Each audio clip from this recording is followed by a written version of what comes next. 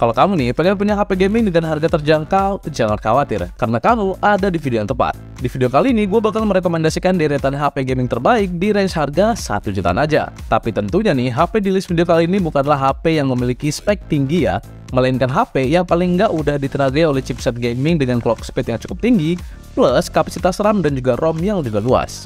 Rekomendasi HP gaming 1 jutaan pertama, gue mulai dari yang paling lawas nih, tapi masih worth it, yaitu Redmi 9.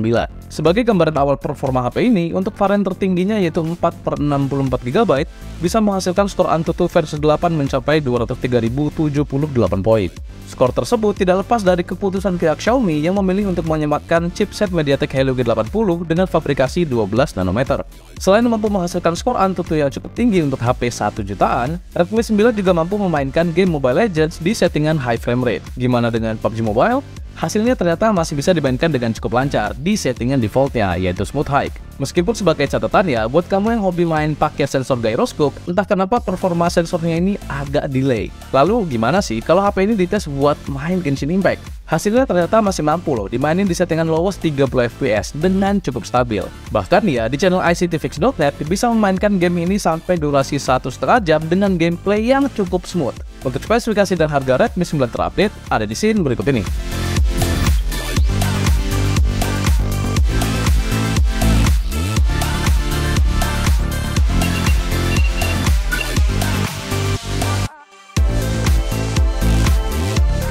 Lanjut ke rekomendasi kedua, ada Realme Narzo 50A. Untuk skor AnTuTu versi 8-nya, pas dites di varian Narzo 50A 4/64GB, hasilnya mampu menghasilkan skor yang sedikit lebih rendah dibandingkan Redmi 9, yaitu di angka 200.000 poin aja. Gue nggak tahu sih alasannya apa, padahal chip yang digunakan udah lebih baru loh, yaitu MediaTek Helio G85. Tapi nih, kalau dilihat secara performa, Narzo 50A ini tetap ngandel banget kok buat diajak gaming. Terbukti nih, pas Beok tes untuk main Mobile Legends, HP ini masih bisa dimainkan dengan sangat lancar di settingan high. Terus nih, untuk game PUBG Mobile, Beok juga sama sekali nggak mengalami masalah di gameplaynya, mau itu di settingan grafis Smooth Ultra ataupun HD High.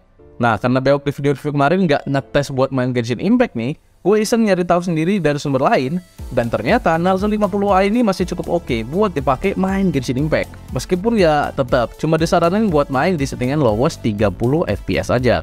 Satu hal yang bikin gue agak ngerasa kurang ya dari HP ini adalah performa dari baterai 6000 mAh di HP ini. Karena menurut Beok, pas dia pakai buat main Mobile Legends dan PUBG Mobile setengah jam aja, baterainya udah berkurang sebanyak 8%.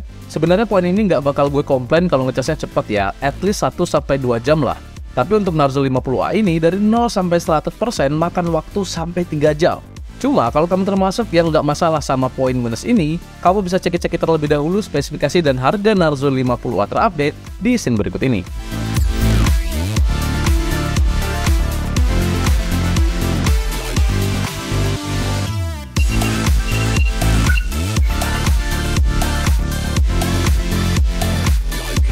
Dari Realme kita balik lagi nih ke brand Xiaomi. Kali ini ada Redmi 10C. Kita secara pribadi udah ngetes secara langsung ya performa gaming dari HP ini. Kalau kamu belum nonton secara full, bisa klik link di pojok kanan atas video ini atau cek langsung aja channel kita. Nah, di awal kita cek dulu skor AnTuTu-nya berapa, dan hasilnya Redmi 10C ini mampu menghasilkan skor AnTuTu mencapai 245.315 poin. Meyakinkan banget ya sih? Wajar sih menurut gua, karena HP ini udah pakai chipset Snapdragon 680 sebagai dapur pacunya. Tapi anehnya nih, pas dites untuk dipakai main PUBG Mobile, ternyata settingan grafisnya cuma mentok di Smooth High dan Balance Medium aja loh. Ya meskipun pas dipakai main sama Hilwi, Redmi 10C ini nggak ada masalah sama sekali, cuma settingan ini untuk PUBG Mobile menurut gua agak kurang. Tapi jujur ya, ini gua rasa cuma chipsetnya aja yang saat itu belum optimal. Dan seharusnya seiring berjalannya waktu, settingan grafisnya ini akan meningkat. Minimal ya jadi Smooth Ultra oke lah. Oh iya, setelah dipakai main PUBG Mobile setengah jam, hasilnya baterai Redmi 10C ini berkurang 6% dan suhunya naik jadi sekitar 32 derajat. Lanjut lagi kita ke game Genshin Impact. Meskipun settingan defaultnya lebih tinggi dibanding Redmi 9 dan Narzo 50A yaitu di low 30 fps, cuma pas Hilmi tes main di lowest 30 fps aja entah kenapa performanya langsung ngadet-ngadet alias patah-patah, pakai banget.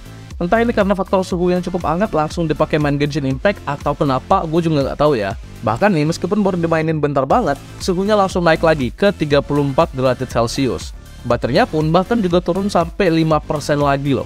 Gokil. Gue pribadi sih masih punya ekspektasi lebih ya sama HP ini. Entah ini cuma bug dari Redmi 10C yang dites sama Hilmi aja, atau emang performa Redmi 10C kayak gini. Buat kamu yang udah pernah pakai ataupun beli Redmi 10C, bisa sharing-sharing di kolom komentar. Untuk spesifikasi dan harga Redmi 10C terupdate, ada di scene berikut ini.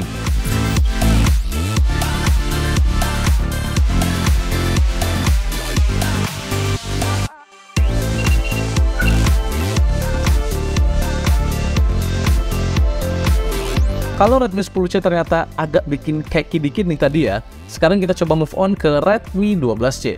Smartphone ini juga udah Beok cobain secara langsung, dan bahkan langsung di-compare sama Samsung Galaxy A04.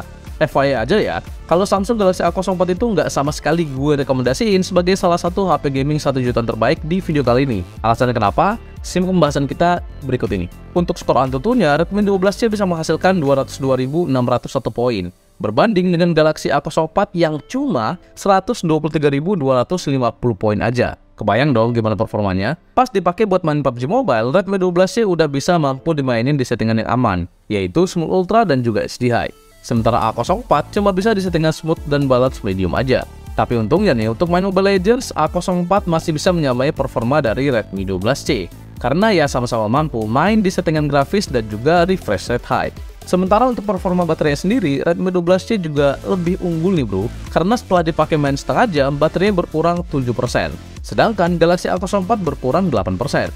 Nah, kalau kamu masih bingung mau pilih Redmi 12C atau justru Galaxy A04, kamu bisa cek dulu spesifikasi dan harga terupdate-nya di scene berikut ini.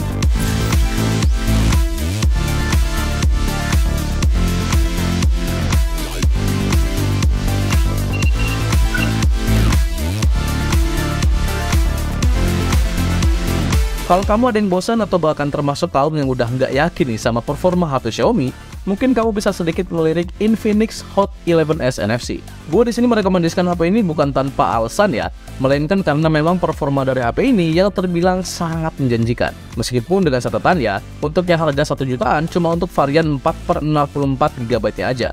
Langsung masuk ke pembahasan performa. Berdasarkan review yang dilakukan oleh Hilmi, Infinix Hot 11s NFC ini mampu menghasilkan skor AnTuTu mencapai 205.261 poin. Nah, dengan skor segitu, performanya sama sekali nggak bisa dianggap remeh.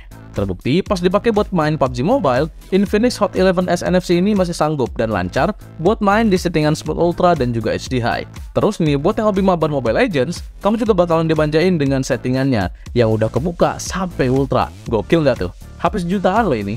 Sementara untuk Genshin Impact, gue sempat iseng nih nyari informasi dari YouTube dan akhirnya gue nemuin salah satu YouTube channel yaitu Smartphone Gaming Test yang menyajikan hasil perekaman layar pada saat dia memainkan Genshin Impact. Yang bikin gue kaget nih adalah karena dia mainin game ini di settingan mentok highest 60 fps. Ini sih lebih dari gokil ya menurut gue. Belum lagi Infinix Hot 11s ini udah pakai layar 90Hz. Udah kayak HP 2-3 jutaan banget sih ini menurut gue.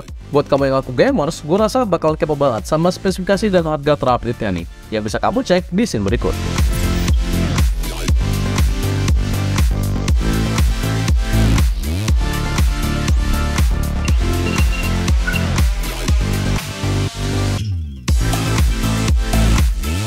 Sebelum kita masuk ke produk terakhir, seperti biasa nih, gue mau ingetin ke kalian kalau misalkan ke depannya kita bakal terus membahas tentang beragam produk terbaik dan menarik hanya di channel YouTube Ricebook. Terus nih, buat kalian yang kepo sama produk yang Nvidia, Bewok, ataupun gue rekomendasiin di video kali ini, kalian juga bisa cek info dan harga terlengkapnya dengan cara cek link di kolom deskripsi di bawah. Dan terakhir nih, kalau misalkan ada yang sempat ketinggalan dengan beragam info dari Nvidia, Bewok, dan juga gue, ada baiknya kalian subscribe channel YouTube Ricebook dan juga main-main ke playlist daftar produk terbaik. Nah, sebagai produk pamungkas, untuk HP gaming 1 jutaan terbaik, gue merekomendasikan Tecno Pova Neo 2. Alasan gue simple nih, murni karena spesifikasi yang ditawarkan oleh HP ini yang amat sangat menggiurkan. Mulai dari chipset gaming Helio G85, kapasitas memori super luas 4/128GB, layar super gede 6,82 inci dengan refresh rate 90Hz, hingga baterai ultra jumbo 7000 mAh. Gimana nih? Udah mulai tertarik? Kalau belum, yuk kita bahas soal performanya.